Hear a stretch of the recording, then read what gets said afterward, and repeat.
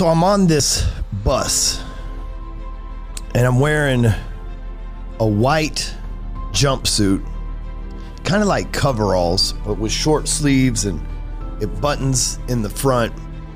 And I'm handcuffed and have feet chains on with a young kid next to me. And I'm a young kid at this time too. I'm 20 years old, barely 20 years old. So it's like I'm maybe 30 to 60 days into being out of the teenage years. And this young kid next to me, I'm young. He looks real young.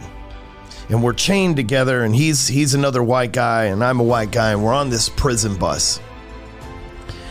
And we got about a 3 or 4 hour ride to wherever we're going. Where we're going is probably 45 minutes up the street, but we're going out of the way and stopping at different places and different county jails and different prisons and picking up people and dropping them off. And so a couple hours go by on this bus, and I look over at the kid, and I've been in prison for a minute at this point, but like, again, maybe 30, 60 days. I hadn't been in there very long. And I look over at the kid and I say, "Hey man, what are you in here for?" Well, first thing I asked him was, "How old are you?" He says, "I'm 17 years old. I'm like, fuck, 17? And by the way, we're on a bus that the ultimate destination is this place called Beto 1, which had this moniker in the Texas Department of Corrections, the prison system in the state of Texas, known as the House of Hate. I'd been informed that there'd been about 163 murders within the last 18 or so months of this place, and how in the fuck I got assigned to go to this place with a 2-year sentence for just a couple $100 worth of cocaine. I'm like, talk about having bad luck, man. And I'm being a victim, and I'm feeling like the weight of the world's on me, and like, why me, God? Why me? And I'm not even a religious person at this time. And I'm just sitting there and I'm like, man, why me? Why couldn't I have just gone somewhere easy? Why couldn't I have just made first parole? With the time I did in the county jail and first parole, I'd already be the fuck out of here. Why am I having to do my whole fucking sentence? Why am I having to go to one of the worst prisons in this state? I can't fight these guys. These guys there are life sentences. These guys there are fucking killers. These guys there are murderers and rapists. And I got to go there? Fuck. And this kid, this 17-year-old kid that's chained next to me, he's like, what did you do? And I said, well, I got caught selling cocaine.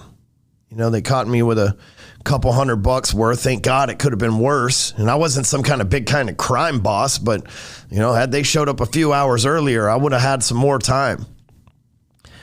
And he said, how much time do you have? And in prison, I'd come to learn later on down the road, you're really not supposed to ask people how much time they had and what they did. That's like a really bad idea, especially if you're what I was, and I was considered a short timer because 2 years is the minimum sentence that you can do in a Texas state. I wasn't in a state prison. In the Texas Department of Corrections penitentiary system, 2 years is literally the shortest sentence that you can get. And I'd come from this other place called the Middleton unit. And while I was in the Sally Port one day, there was a guy in there, a black gentleman who was probably 21, 23 years old. And it was already his second time to come into the prison system in Texas. And he had shot somebody in the fucking face. They didn't die, but he shot him in the fucking face. And he only had 3 years. And I'm thinking, I'm a first time offender with a minimum amount of drugs. And I got to go do 2/3 of what the fuck this guy got time for, and he literally shot somebody in the face. First of all, fuck my lawyer. I'm thinking all these victim mentalities. I got this terrible lawyer. I got this terrible sentence. I should have got probation. I got this fucking terrible life in here that now I got to go and be in one of the worst prisons in the state of Texas. But there's this kid chained next to me, and he says, 2 years. I said, yeah, man, you know, I can't believe I got to do 2 years for my first offense. He goes, it's my first offense too. I said, well, how much time do you have? He looked at me. I'll never forget this kid's eyes. He looked at me and he said, 77 years. This kid was 17 years old. 77 fucking years. And I'm like, 77 years? What the fuck did you do? Classic mistake to ask somebody in prison. But again, this is a young kid. He looks innocent. You know, he doesn't seem like he could be a rapist or a child molester or something like that. And he's like, well, when I was in the free world, I was doing meth pretty heavy out in Tyler, Texas. Tyler, Texas, for those of you who don't know, is East Texas. It's pretty close to the border of Baton Rouge, Louisiana, and Texas. It's in pretty close to Baton Rouge, right? It's like Tyler, Longview, and then you're in Louisiana if you're leaving Texas on I-30 going east. But Smith County had this brash reputation for just handing out massive ass loads of time. It was probably still today the worst county to commit a crime in because they hand out time like they got plenty of it to give out. The kid says, well, I was strung out on meth in Smith County in Tyler, Texas. And one night I went to a guy was at an ATM all by himself. I rolled up behind the guy and I robbed him and I made him give me $150 out of the ATM. He goes, it turns out that guy that I robbed happened to be the district attorney of Smith County. Fuck. You robbed the DA for $150 and got 77 years.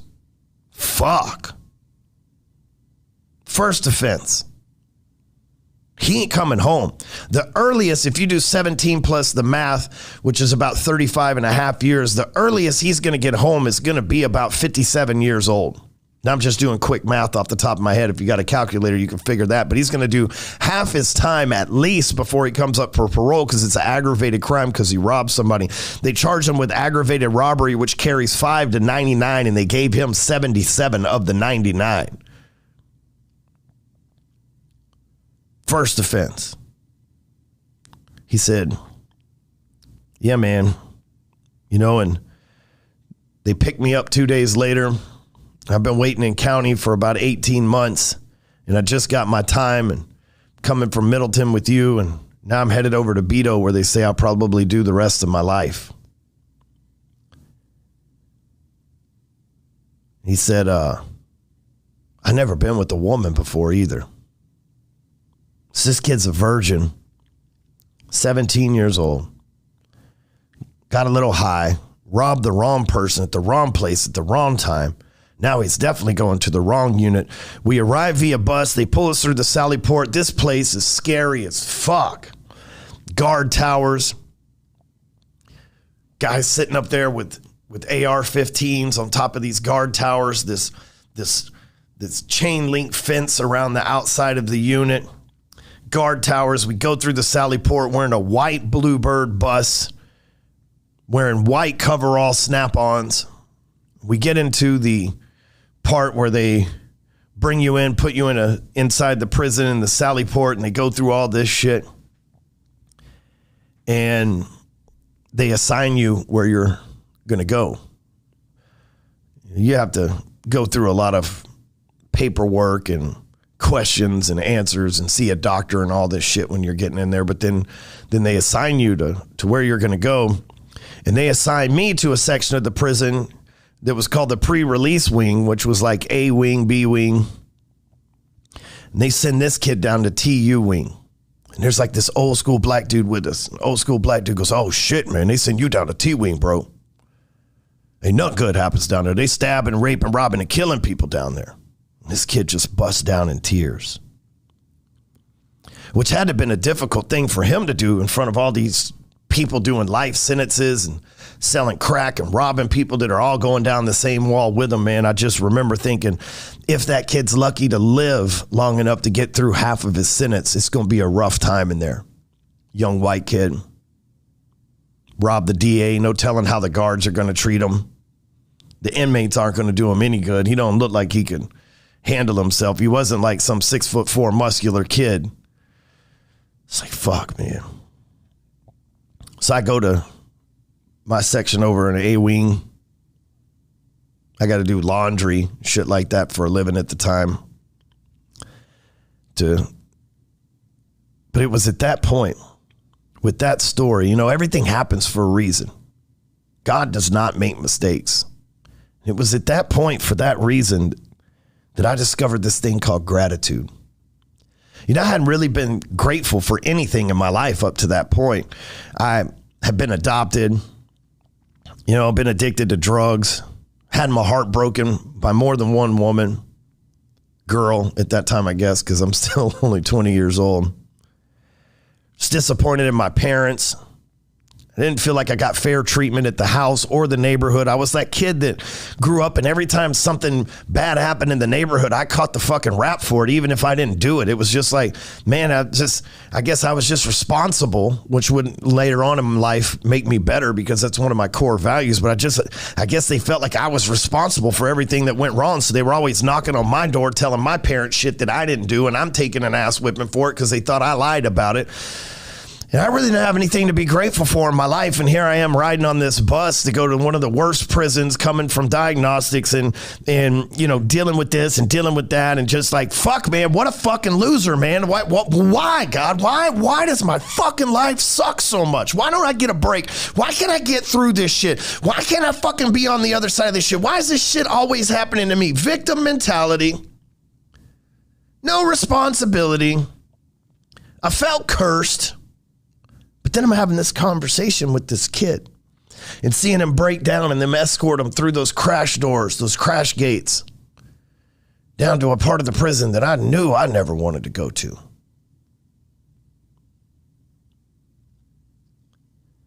And I discovered this thing called gratitude.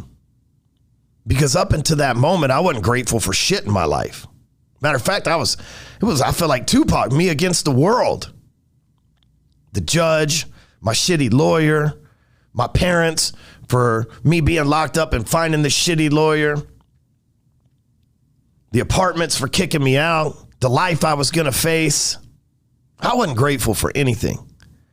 But within that bus ride, and then arriving at that prison and hearing that story, I discovered gratitude.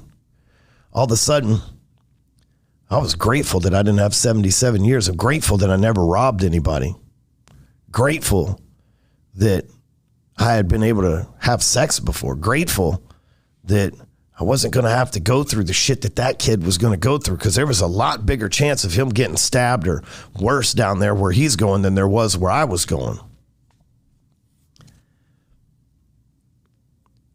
And I realized that I had a lot to be grateful for because things could be a lot worse. Oftentimes we're going through life and we're going through rough patches in life, and that was a rough patch for me. But we're going through these rough patches of life, and we just think that everything's against us, and there's no way that we're going to win, and there's no way that just life sucks, and why are you always picking on me kind of attitude? What have I done to be cursed by God? All these thoughts that go through our minds. And at that moment, when I realized that I was grateful that I wasn't that kid, my life perspective changed, because I realized there's always somebody who has it worse. There's always somebody who will trade places with you. There's always somebody who would literally kill to be in your position. And I was grateful that I wasn't that kid. And I made this pact with myself about 3 days into being on Beto 1, which I spent, 4 or 5 months there, was transferred to somewhere else. I made this pact with myself that I won't do anything in the dark that I wouldn't do in the light. And what that means is I'm not going to do anything behind closed doors that I wouldn't do on Times Square in front of the world when they're about to drop the ball. That meant that if I was ashamed of something, I just wasn't going to do it, period. I committed my life to living life like there was a camera watching me, monitored by the FBI on every move that I made. And about 18 months go by, and I get down to the Walls unit, which is where in Huntsville, Texas, where they let everybody go at the time. I don't know if they still do or not, but that's where everybody was released from that goes through the Texas Department of Corrections. And I get down there. I had left this unit called the Dawson unit, and it was complete hell, not because it was a violent place, but because it was just a shitty place to do time. The food was horrible. There was no recreation. There was no leaving this dorm. It was indoors. Like, at least at Beto, we got to go outside. At least at Beto, we could move around. At least at Beto, we ate pork every night. And despite the violence and shit that was there, this other place I was at was pretty docile because nobody had the energy to do shit. And it was just a horrible place, right? And they take me down to the walls, and they let me out, or they put you, they try to make your last experience in this place as miserable as it can be. You leave at like 2 a.m, you get there at 3 or 4 a.m, and you're standing on your feet all day long, and there's these golden bars or brass bars that you walk through to get to the end. And right before you walk and get to the end, they give you these free world clothes that make you dress like John Travolta in Rhinestone Cowboy or some shit like that, right? And I go to get my clothes, and the rumor has it the dude that hands you your clothes when you leave is literally the Texas Chainsaw Massacre. So there's this old man, and I don't know if that's who he really was or not, but I didn't ask him, but there was this old man who goes, he goes, all right, you're probably size, 28. That's how skinny I was at the time. You're probably size 28. He goes in, he gives me these bright, like Tiffany blue pants with a shirt with a big collar on it, thrift store attire, and he pulls it out, and before he hands it to me, he looks at this list, and he goes, oh, you're not on the list. You're over there. What the fuck does that mean? You're not going home today. Well, am I going home tomorrow? I don't know. The fuck do I look like? A prison guard? Go over there. So I go over to this other area, and they put me back in that cattle pen and sent me right back to another prison. This place called the Holiday Unit. And I stayed 2 days there, and they sent me right back to the place that I was before.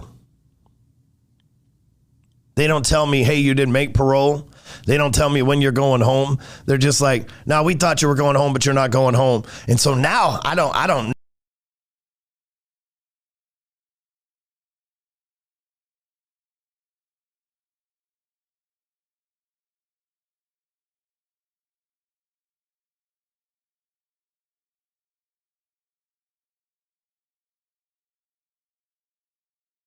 smell freedom. I was seeing it.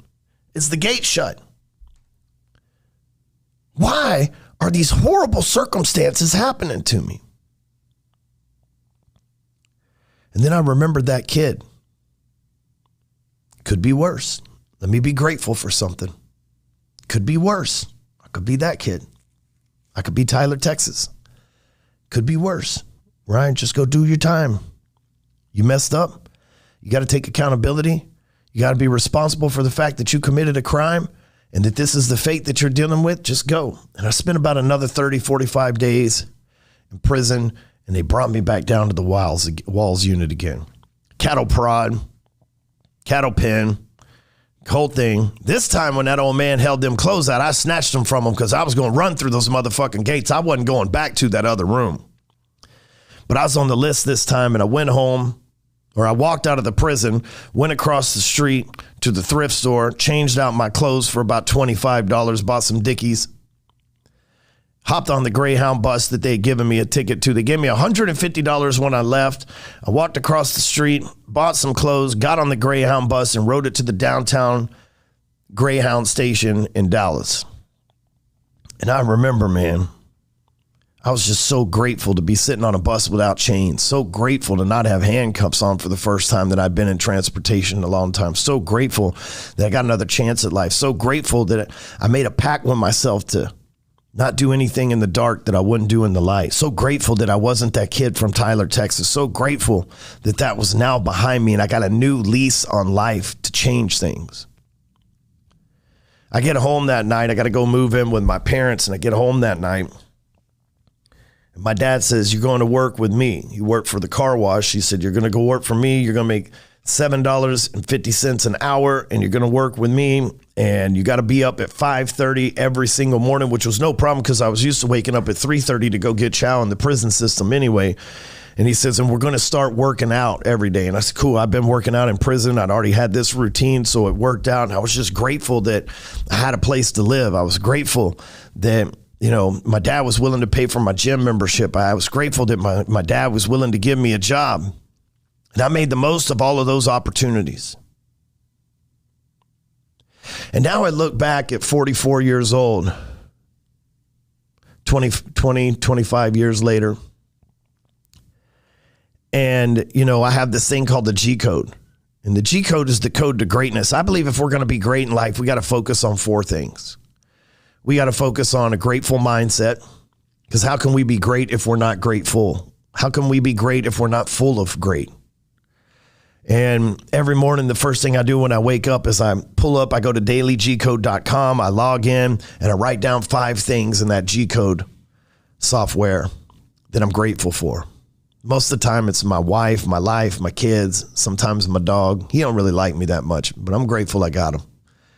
Write down different people that I'm grateful for, different circumstances that I'm grateful for, but 5 things every day for like 2,000 days now. And then the second part of the G code is your genetics. And then I'll check off that I'm going to work out and stick to my diet. And then that's what I do. I go immediately to the gym. I eat the same thing for breakfast every day since 2019, a First Form chocolate peanut butter protein bar every day. First thing in the morning, wake up, go to the kitchen, pull out my Monster. I like Purple Monster. I'm a man of routine. I learned that in prison. There's lots of things that prison did for me. It taught me routine. It taught me consistency. It made me some of the parts of who I am today. And I eat the same thing and drink the same thing every morning. I grab a Purple Monster, I grab my First Form bar, and I go to the gym. Still to this day, every night when I come home, I eat the same thing for dinner, some variation of chicken and salad. That's my diet. I stick to it.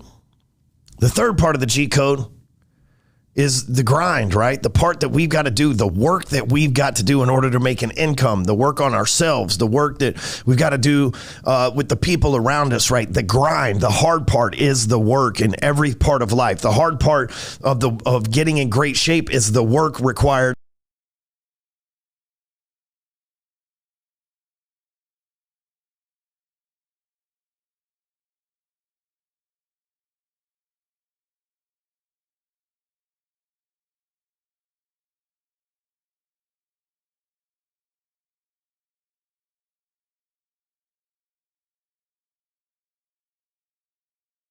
What I worked on for the day. What were the results of that work? How much money did I make? How much of an impact did I make? Where did I grow? And the fourth part of the G code is the group of people that you spend time with. And so every day I'm focusing on a grateful mindset, my body, my genetics, my grind, the work that I've got to do, and the group of people that I can make an impact on, my family, my kids, my friends, my employees, my clients. And if I'll focus on those 4 things every day, it'll put me on a growth track to greatness every single day, because what gets measured gets improved. If I can measure, if I go back 2,000 days ago and I see that maybe I was making $2,000 a day, which is now we might make $200,000 a day. If I can go back and I can see the difference, I can track the growth. If I can see what I was grateful for 2 years ago, I know if I'm still grateful for it today, or if I'm grateful for something else. I can see that the time I invest in people 2,000 days ago is different from the people I invest my time in now, because as we grow, we will outgrow other people. As we become great, we will leave good behind. But what gets measured gets improved. So I go to this app, Daily G Code, every single day that I created so that I can track my greatness. And then every night when I'm on my bed, I check my G Code to make sure that I filled it out. And I just sit there and I surround myself with gratitude that I'm not in prison anymore, that I've overcome so much in my life, that I've been through hell and seen what Satan himself looks like and stared him in the face and still chose to roll with God. And I tell you all that because at the time when I was locked up with that 17-year-old kid and moving in with my parents and grinding my ass in July, in August into Texas heat outside at the car wash.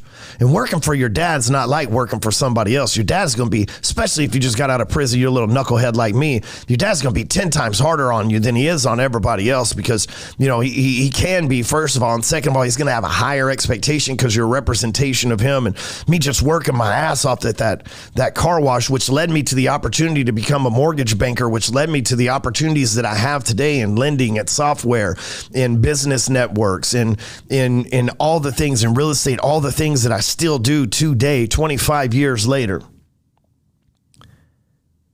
And I'm grateful for that time. And I'm grateful for the things that even in the roughest times of my life, that I could find a reason why God put it there in my life. I needed that shakeup. I needed that experience. I needed that conversation with that 17-year-old kid. I needed that rough time. I needed that fake out where I thought I was going home and I wasn't. I needed those humble reminders to get my mind right over the years. And at the time when we go through things, we tend to think that we're in hell and things will never get better. And maybe we want to end things. Maybe we want to quit our job. Maybe we want to stop working out. Maybe we want to just give up on life and go be homeless and live on Skid Row. And look, I'd be lying to you if I told you that I haven't had all those thoughts either.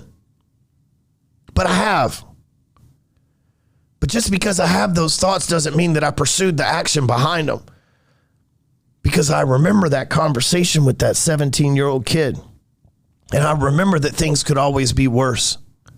And now I'm on a path where I'm focused on the 4 things that matter every day. My grateful mindset, my genetics, the grind that I've got to do the work on, and the group of people that I spend my time with. And I stay focused on those things every single day, which keeps me from falling victim to the force of average. It keeps me from being just some average person. It keeps me from just being good enough. It keeps me tracking greatness, wanting to be better. And the reason why I tell you this story is because maybe you're going through some hell. Maybe it's not penitentiary hell. Maybe it's entrepreneur hell. Maybe it's divorce hell. Maybe it's the loss of a loved one hell. Maybe it's a health scare hell.